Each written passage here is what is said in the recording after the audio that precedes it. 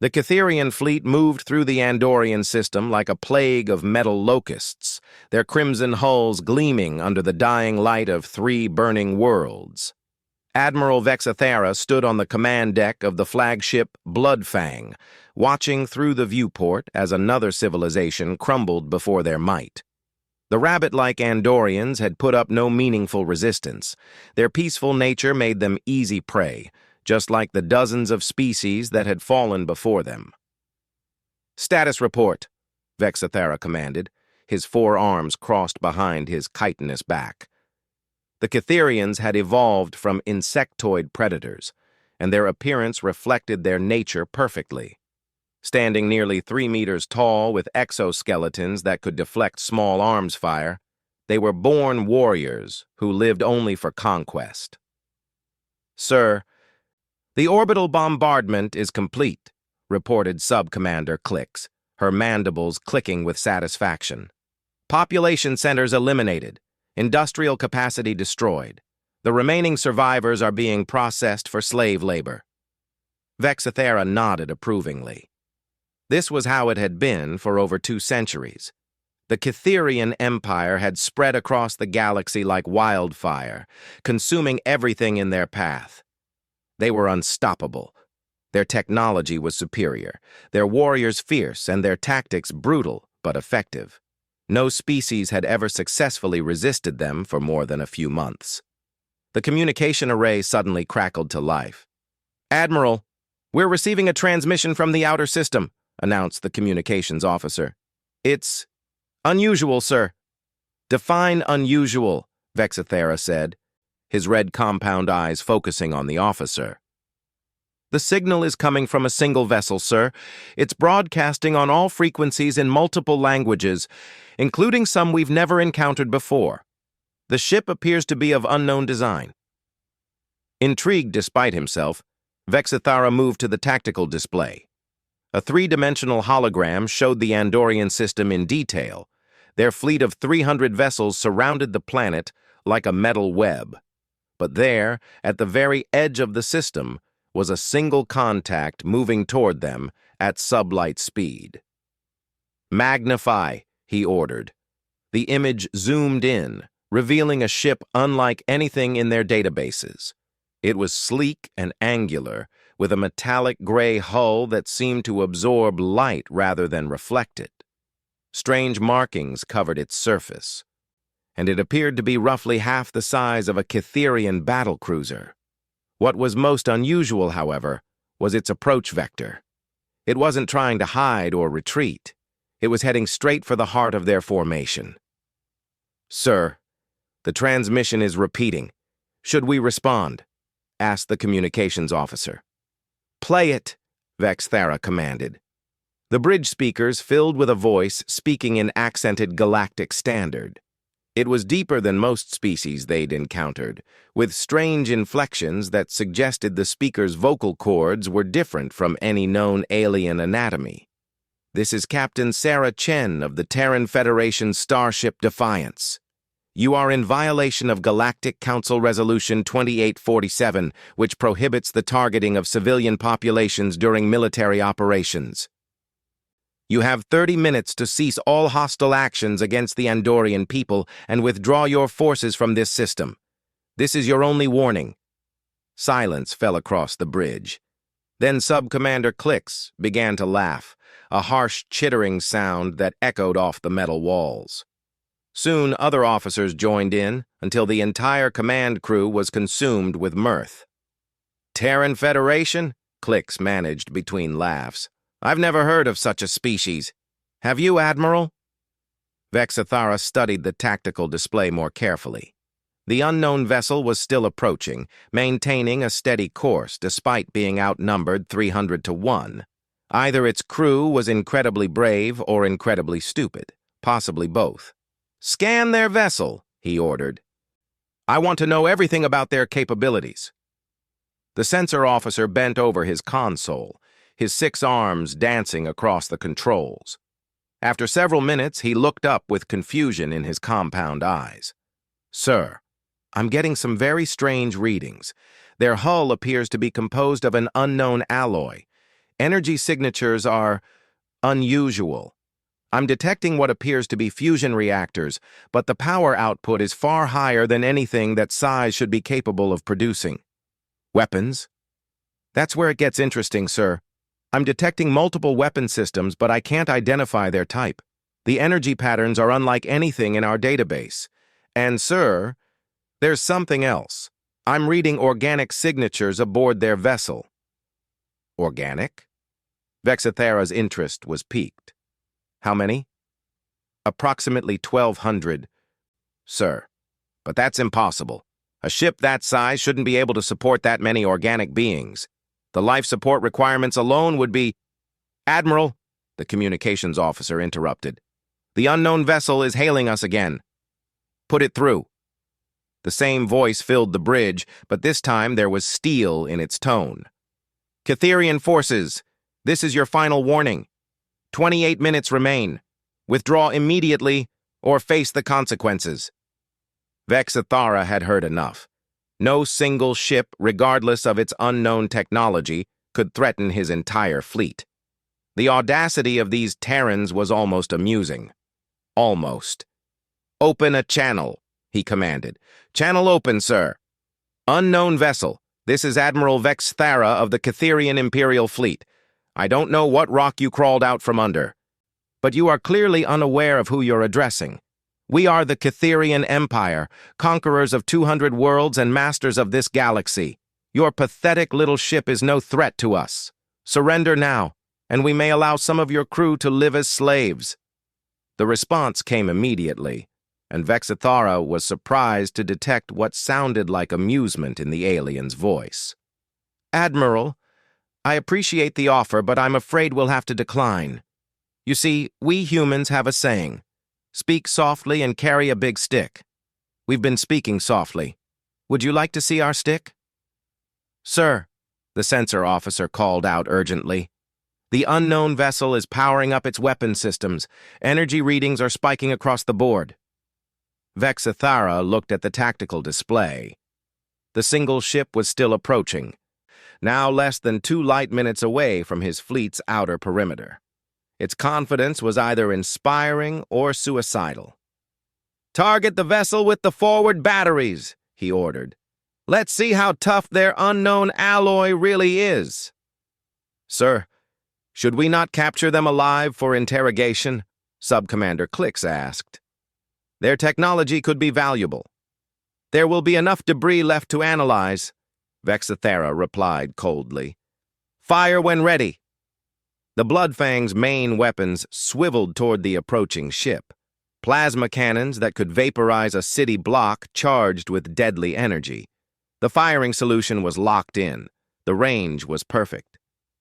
Firing, announced the weapons officer. Twin beams of superheated plasma streaked across space toward the human vessel. The energy release was tremendous, enough to destroy any known spacecraft. Vexithara watched with satisfaction as the beams closed the distance. Then something impossible happened. The beams struck some kind of energy barrier surrounding the human ship and simply stopped. The plasma dispersed harmlessly against what appeared to be an invisible wall, creating brilliant cascades of light that quickly faded into space. What was that? Vexithara demanded, his confident demeanor cracking slightly. Unknown, sir, the sensor officer replied, his voice shaking. Some kind of deflector technology. I've never seen anything like it. The energy was completely absorbed. Sir, the communications officer called out, we're receiving another transmission from the human vessel. Put it through. Captain Chen's voice filled the bridge again. And this time, Vexithara could definitely hear amusement. Nice try, Admiral. Our shields can handle a lot more than that. Your turn is over. Now it's ours. The human ship suddenly accelerated, moving far faster than any vessel of its size should be capable of. It shot toward the Catherian formation like a guided missile, closing the distance with impossible speed. All ships, target the human vessel, Vexithara commanded into his fleet comm. Concentrate all firepower. Across the Catherian fleet, hundreds of weapons began tracking the approaching ship. Plasma beams, particle cannons, and missile salvos filled the space around the human vessel with deadly energy. The combined firepower of 300 warships created a light show visible from the planet below. But the human ship danced through the storm of weapons fire like it was performing some elaborate ballet. Its movements were precise and calculated, dodging volleys that should have been impossible to avoid. When direct hits did occur, that strange energy barrier absorbed the impacts without apparent strain. "How are they doing that?" Sub-Commander Clix asked, her voice filled with disbelief. "Sir, I'm detecting massive gravitational distortions around their vessel," the sensor officer reported. "They're somehow manipulating space-time itself to enhance their maneuverability. This technology is centuries beyond anything we possess." The human ship had reached the outer edge of the Catherian formation. What happened next would haunt Vexathera's nightmares for the rest of his life. Beams of pure energy lanced out from the human vessel. But these weren't like any weapons the Catherians had ever seen. They didn't burn through armor or explode on impact. Instead, they seemed to simply erase whatever they touched from existence. Where the beams struck Catherian ships, perfect spherical sections of hull, crew, and equipment simply vanished, leaving behind clean, impossible wounds that exposed interior compartments to space. "Impossible," Vexathara whispered, as he watched a battle cruiser the size of a small city simply cease to exist where the human weapons touched it. The human ship moved through the formation like an avenging angel, its weapons firing with surgical precision. Ships that had conquered worlds were destroyed in seconds. The pride of the Catherian fleet was being systematically dismantled by a single opponent. "Sir, we've lost 47 vessels in the last 30 seconds, reported the tactical officer, his voice barely controlled panic. "How?" Vexathara demanded. "How is one ship doing this?" His answer came from an unexpected source. The human captain's voice filled the bridge again, but this time she wasn't speaking to them through communications. Somehow her voice was being transmitted directly into their bridge systems, bypassing all security protocols. "You want to know how, Admiral? It's simple. You're fighting humans. We don't just wage war, we perfect it. Every conflict teaches us. Every battle makes us stronger. Your species has spent 2 centuries being the biggest predator in the galaxy. But you've never encountered prey that bites back. And Admiral, we bite very hard indeed." The bridge of the Defiance hummed with controlled energy as Captain Sarah Chen watched the Catherian fleet scramble to respond to her ship's devastating assault. Unlike the chaotic panic she could observe on the alien vessels, her crew moved with the precision of a well-oiled machine. Every station was manned by humans who had trained their entire lives for moments like this. "Tactical, report," Chen ordered, her voice calm despite the magnitude of the battle raging around them. 137 enemy vessels eliminated, Captain," responded Lieutenant Commander Marcus Torres from the weapons station. "Remaining fleet is attempting to form a defensive sphere, but their coordination is poor. They're not used to fighting an opponent that can match their firepower." Engineering. "How are our systems holding up?" "Shields at 87%, Captain," called Chief Engineer Rebecca Walsh from her station. "The quantum deflectors are handling their weapons easily.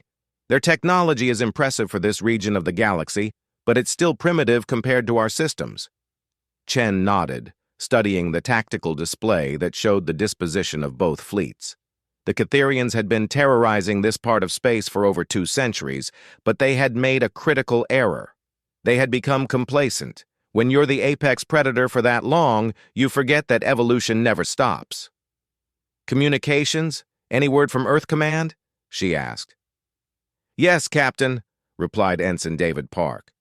"Admiral Rodriguez confirms that the 12th Fleet is en route, but they won't arrive for another 6 hours. We're to maintain current operations until then." 6 hours? Chen almost smiled. At this rate, there wouldn't be any Catherians left in 6 hours. "Sir, Torres called out. "The enemy flagship is hailing us." "Put it through. Let's see what their admiral has to say now." The main view screen flickered to life, revealing the bridge of the Cytherian flagship. Admiral Vexithera stood in the center, his four arms spread wide in what Chen recognized as a gesture of authority among his species. Behind him, she could see his crew working frantically at their stations. "Human," Vexithara said, his translator rendering his clicks and chittering into accented galactic standard. "You have proven your vessel is formidable, but you are still outnumbered. Withdraw now, and we will consider this encounter a draw." Chen studied the alien admiral for a moment.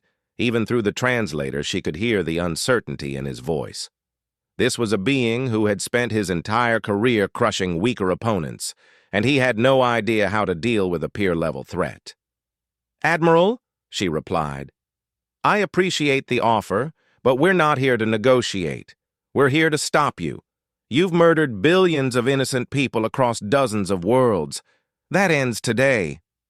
"You speak of billions," Vexithera snarled, "but you are only one ship with one crew. What can you possibly hope to accomplish?" Chen's expression hardened. "Admiral, I think you fundamentally misunderstand the situation you're in.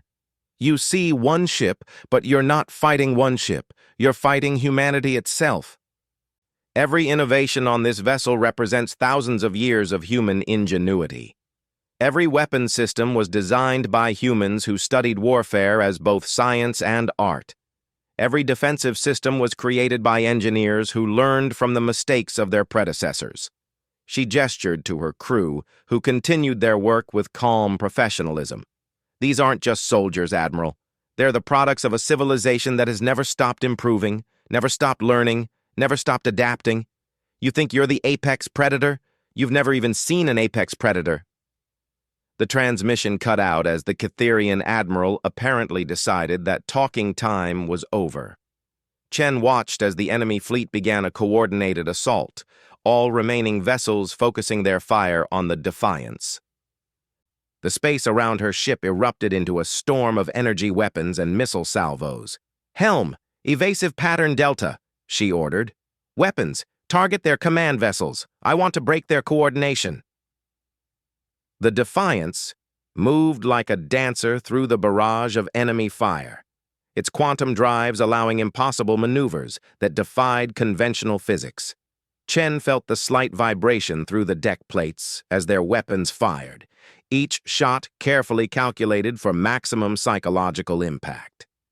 "Direct hit on enemy battlecruiser Razor Claw," Torres reported.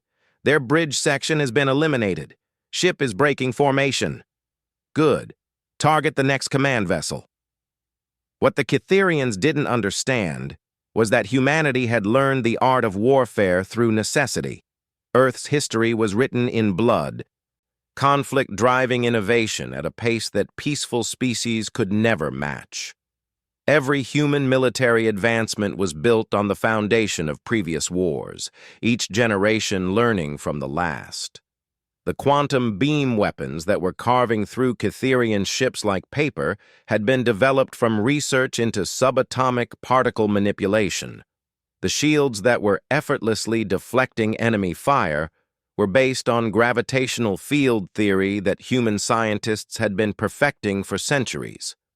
Even the ship's hull was composed of metamaterials that could adapt their molecular structure in response to incoming attacks. "Captain," Walsh called from engineering, "I'm detecting unusual energy readings from the enemy fleet. They're powering up some kind of massive weapon." Chen's tactical display updated to show the Cytherian formation. Their remaining ships had formed a complex geometric pattern, and energy was building at the center of their formation. "Analysis?" she asked. "It appears to be some kind of focused energy projector," Torres replied, studying his instruments. "They're channeling the power from their entire fleet into a single weapon system. Energy output is significant." "How significant?" "Enough to crack a moon, Captain." Chen raised an eyebrow. "Impressive. Helm, take us directly toward their formation." "Captain." The helmsman turned to look at her with surprise. Directly toward the weapon? You heard me. Full speed. The Defiance accelerated toward the Catherian fleet, its quantum drives pushing it to velocities that would have been impossible for conventional spacecraft. On the view screen, Chen could see the energy building at the center of the alien formation, growing brighter and more intense by the second. "Weapon charging complete," Torres announced. "They're firing." A beam of energy unlike anything Chen had ever seen erupted from the Catherian formation. It was pure destruction given form, a lance of power that could sterilize entire star systems. The beam raced toward the Defiance, at the speed of light, promising instant annihilation for anything it touched. But the human ship didn't try to dodge. Instead, something extraordinary happened. Just as the beam was about to strike, the Defiance seemed to shimmer and fade, becoming translucent. The massive energy beam passed harmlessly through the ship as if it wasn't there. "Phase shift complete," reported the science officer. "We're now existing slightly out of phase with normal space-time. Their weapons can't touch us." Chen smiled. This was the beauty of human engineering. While other species focused on building bigger weapons or stronger shields, humans had learned to think outside the box entirely. Why block an attack when you could simply not be there when it arrived? The Defiance rematerialized inside the Catherian formation, surrounded by enemy ships that were still recovering from the massive energy expenditure of their superweapon. At point-blank range, the human weapons were devastating. "All weapons! Fire at will," Chen ordered. "Let's finish this." What followed was less a battle than a systematic dismantling. The Catherian ships, designed to dominate weaker opponents, were no match for human technology deployed without restraint. Their hulls, which had seemed impregnable against primitive weapons, offered no protection against quantum beam arrays that could manipulate matter at the subatomic level. One by one, the pride of the Catherian Empire simply ceased to exist. Ships that had terrorized entire sectors of the galaxy were reduced to expanding clouds of elementary particles. The aliens' final transmissions were filled with confusion and terror as they realized they were facing something completely beyond their understanding. "Captain," Torres announced, "only the flagship remains." Chen looked at the view screen, where Admiral Vexathera's ship hung alone in space, surrounded by the debris of his once mighty fleet. She could only imagine what was going through the alien admiral's mind as he contemplated the complete destruction of his forces by a single human vessel. "Hail them," she ordered. The Catherian admiral appeared on screen again, but he was a different being than before. His exoskeleton was cracked from stress, his compound eyes dim with defeat. Behind him, his bridge crew stood in stunned silence. "Human," he said, his voice barely a whisper. "What are you?" Chen considered her answer carefully. "We're what happens when prey decides to fight back, Admiral. We're what happens when a peaceful species is forced to learn war. We're what happens when you push the wrong people too far." She leaned forward in her command chair. "But most importantly, Admiral, we're the future. Your empire's reign of terror ends here. The galaxy doesn't belong to predators anymore. It belongs to those who protect the innocent and defend the weak." "Impossible," Vexathera muttered. "We are the Catherians. We are the rulers of this galaxy. We cannot be defeated by a single ship." "You're right," Chen agreed. "You can't be defeated by a single ship. But you can be defeated by the civilization that built that ship. You can be defeated by the thousands of scientists who designed our weapons, the millions of workers who constructed our vessels, and the billions of people who refused to let bullies like you terrorize the innocent." She gestured to her tactical display, where new contacts were beginning to appear at the edge of the system. "And Admiral, we're not just one ship anymore." The 12th Fleet had arrived early. 3 months after the Battle of Andoria, as historians were already calling it, Captain Sarah Chen stood on the observation deck of the orbital station that now served as the provisional capital of the liberated territories. Through the transparent aluminum windows, she could see a sight that would have been impossible to imagine just a year ago. Ships from dozens of formerly enslaved species working together to rebuild their shattered worlds. The Cytherian Empire was gone, not just defeated but completely dismantled. What the aliens had built through 2 centuries of conquest and terror, humanity had undone in 3 months of systematic liberation campaigns. The 12th Fleet had been just the beginning.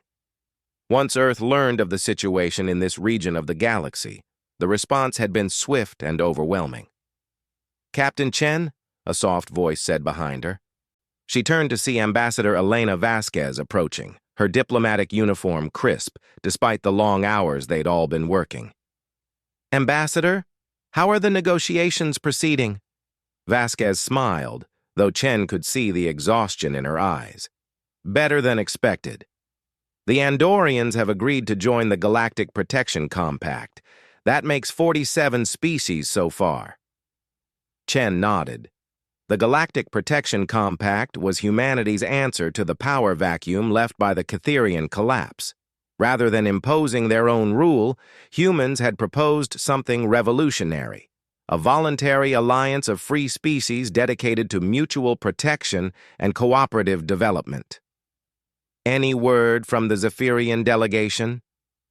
"They're still considering. Their homeworld was under Cytherian rule for over 50 years. It's going to take time for them to trust any military alliance, even one designed to protect them." Chen understood their hesitation. Many of the liberated species were struggling with the concept of freedom after generations of slavery. The Cytherians had been brutal but predictable masters. The idea that they could now govern themselves, make their own choices, and determine their own futures was both exhilarating and terrifying. "Ma'am," came a voice from behind them. They turned to see Lieutenant Park approaching with a data pad. "We're receiving a transmission from Admiral Rodriguez. It's marked Priority 1. Chen took the pad and activated the message. Admiral Rodriguez appeared in a small hologram, his weathered face serious. "Sarah, I need you back at Earth Command immediately. We've received intelligence that there are other empires out there, ones that make the Cytherians look like playground bullies. The Cytherian collapse has sent ripples across the galaxy, and not everyone is happy about our intervention. We need to discuss the long-term implications." The message ended, leaving Chen staring at the blank pad. She had suspected this moment would come. Humanity's actions in this region hadn't gone unnoticed by the galaxy's other major powers. Some would see Earth as a liberator, but others would view them as a threat to the established order. "Trouble?" Vasquez asked. "Potentially." Chen handed back the pad. "It seems our little war with the Cytherians was just the opening move in a much larger game." Before Vasquez could respond, alarms began sounding throughout the station.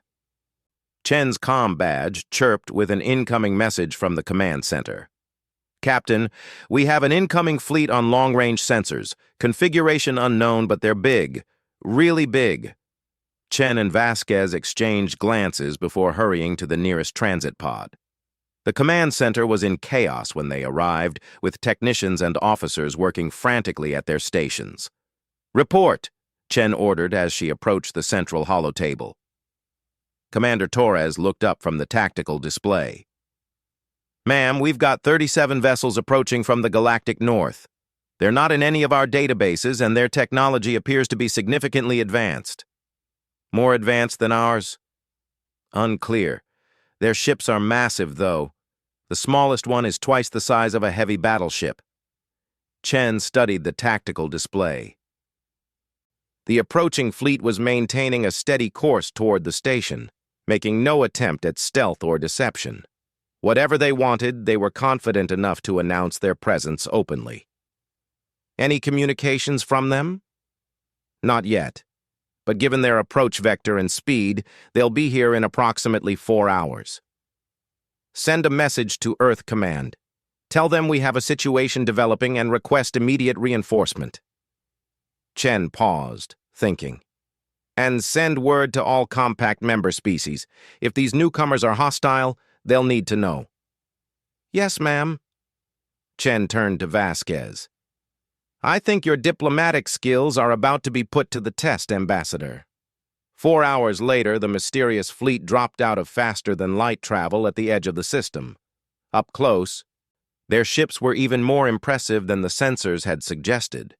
They were elegant constructions of silver and gold, with sweeping curves that suggested both beauty and deadly purpose. Each vessel was easily the size of a small city, and they moved with a grace that spoke of incredibly advanced propulsion systems.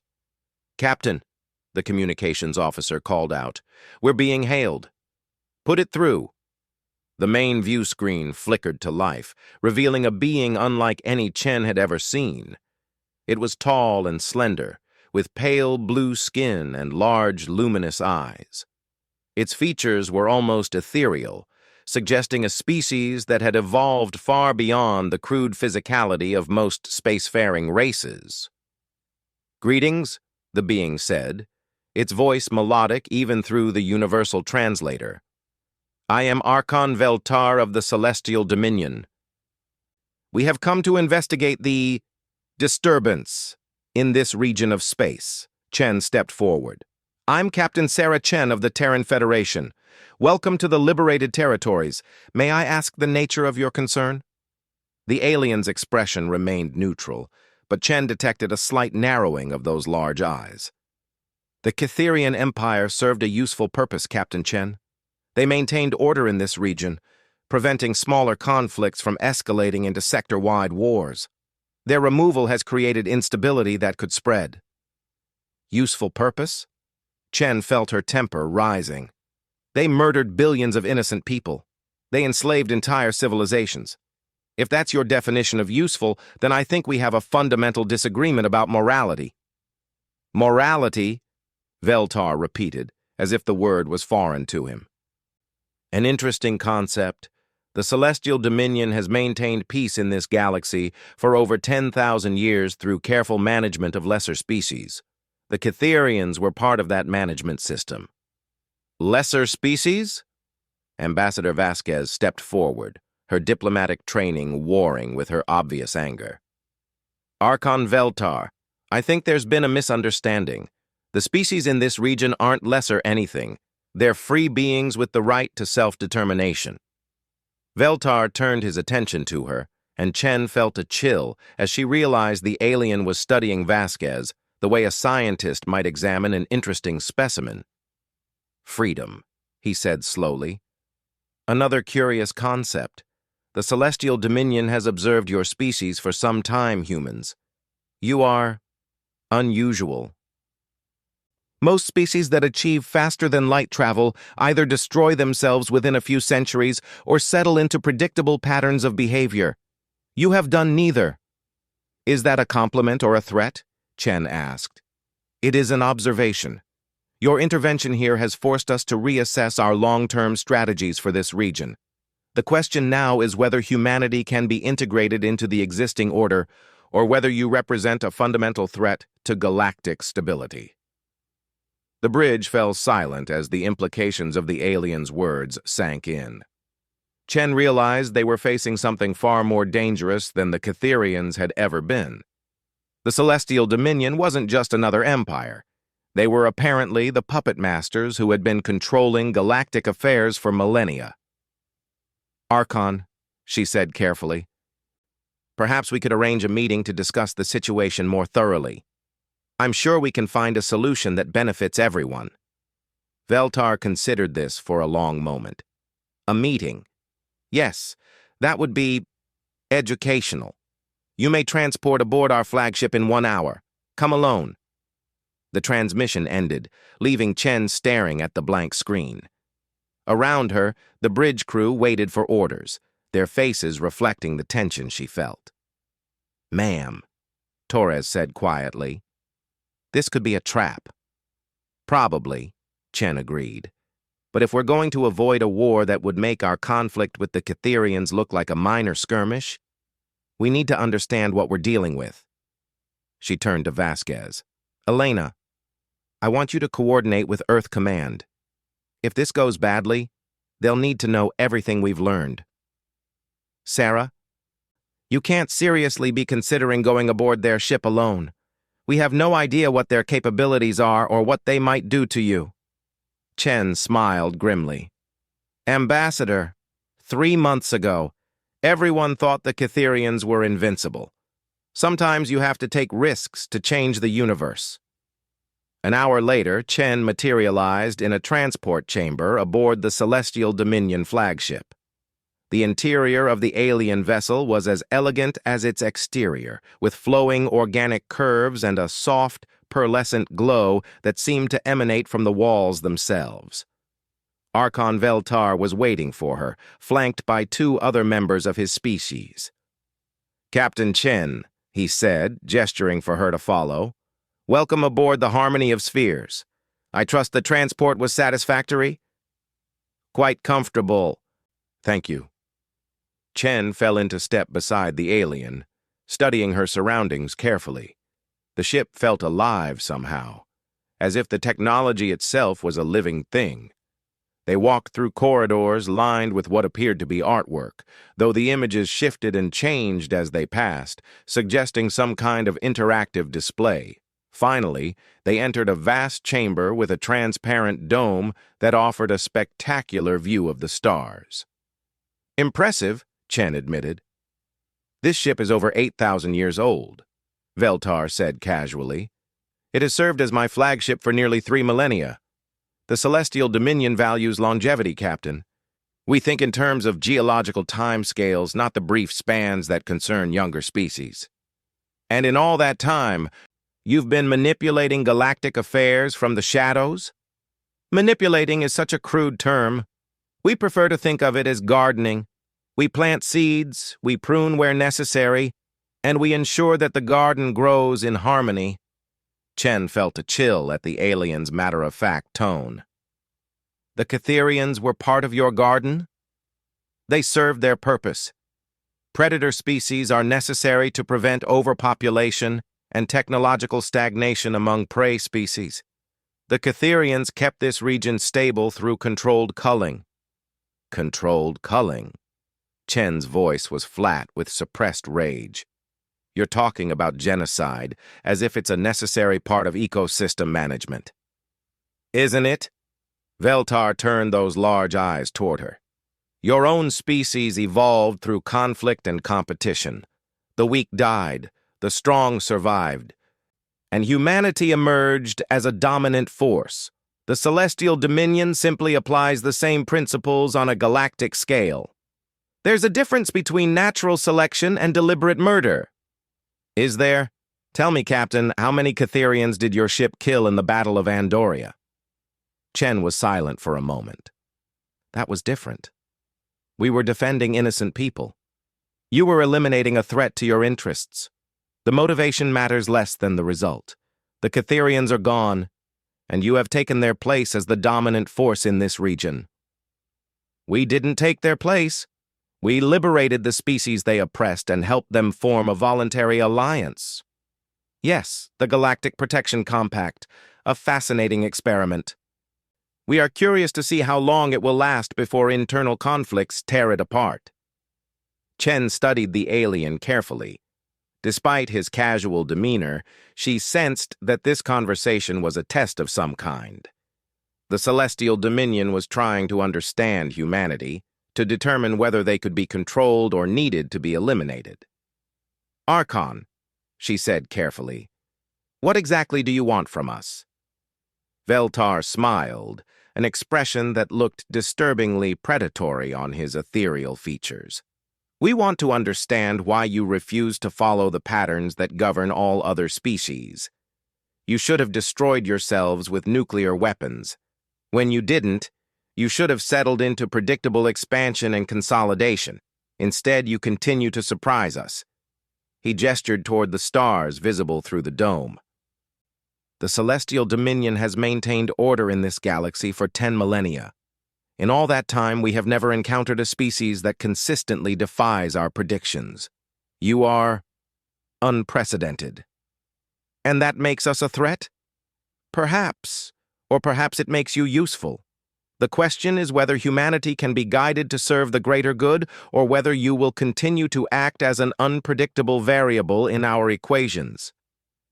Chen realized she was standing at a crossroads not just for humanity, but for every free species in the galaxy. The choice they made here would determine whether the future held genuine freedom or merely a change of masters. Archon, she said finally, I think you've misunderstood something fundamental about humanity. We don't serve anyone's equations. We don't follow predetermined patterns. We make our own choices and face the consequences. That's what freedom means. Veltar's expression didn't change, but Chen sensed a shift in his attention, as if he was truly seeing her for the first time. Freedom, he repeated thoughtfully. Perhaps it is time for the Celestial Dominion to examine this concept more closely. Very well, Captain Chen. Humanity has earned the right to determine its own path, at least for now. But understand this, we will be watching. The alien stepped closer, and Chen felt a pressure in her mind, as if something vast and ancient was examining her thoughts. The galaxy is vast, Captain, and full of dangers you cannot imagine. The Catherians were children compared to some of the forces that exist beyond the rim. If humanity truly wishes to protect the innocent, you will need to grow stronger than you can possibly conceive. The pressure in her mind faded, leaving Chen slightly dizzy. Is that a warning or a threat? It is a fact. The universe does not care about morality or justice. It only respects strength. If humanity wishes to change the galaxy, you must become strong enough to impose your will upon it. As Chen was transported back to her station, she carried with her the knowledge that humanity's real test was just beginning. They had defeated one empire and gained the attention of another far more powerful. But more than that, they had announced to the galaxy that the age of predators was ending. The question now was whether they were strong enough to enforce that declaration.